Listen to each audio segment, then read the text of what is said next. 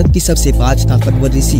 Number 1 ऋषि वशिष्ठ। ऋषि वशिष्ठ भगवान श्री राम के गुरु थे और साथ ही सूर्यवंशी राजाओं के भी मार्गदर्शक थे। ऋषि वशिष्ठ एक सप्तऋषि थे। सप्तऋषि का मतलब वह 7 ऋषि जिन्हें ईश्वर ने एक साथ सत्य का ज्ञान दिया था। नंबर 2 ऋषि अगस्त्य। ऋषि अगस्त्य हिंदू धर्म के एक पूजनीय भारतीय ऋषि थे। वो वशिष्ठ के बड़े भाई थे। वेदों में वर्णित मंत्रों में ऋषि अगस्त्य का भी उल्लेख मिलता है। नंबर 3 ऋषि विश्वामित्र। ऋषि विश्वामित्र प्राचीन भारत के सबसे सामान्य ऋषियों में से एक थे। वो वैदिक काल के लोकप्रिय ऋषि थे। ऋषि विश्वामित्र बड़े ही प्रतापी और तेजस्वी महापुरुष थे। ऋषि विश्वामित्र मूल रूप से एक राजा थे और उन्होंने कई युद्ध में विजय हासिल की थी। नंबर 4 ऋषि वामदेव। ऋषि वामदेव गौतम ऋषि के पुत्र थे। पुरानी कथाओं की माने तो ऋषि वामदेव जब अपनी माँ के गर्भ में था तभी उन्हें 2 जन्म की ज्ञान प्राप्त हुआ था। ऋषि वामदेव का नाम भी उन सप्त ऋषियों में शामिल है। नंबर 5 ऋषि परशुराम। ऋषि परशुराम शिव जी के परम भक्त हैं। पहले उनका नाम राम हुआ करता, लेकिन भगवान शिव ने जब उन्हें असुर का नाश करने के लिए कहा और इसी चलते उन्हें पशु प्रदान किया, तब से उन्हें परशुराम कहा जाने लगा। परशुराम जी के 4 सबसे शक्तिशाली शिष्य जिससे युद्ध करने से स्वयं देवता भी डरते थे। नंबर 1 पितामह भीष्म, जो अपनी भीषण प्रतिज्ञा के कारण जाने जाते थे। पितामह भीष्म जब भी अस्त्र उठाते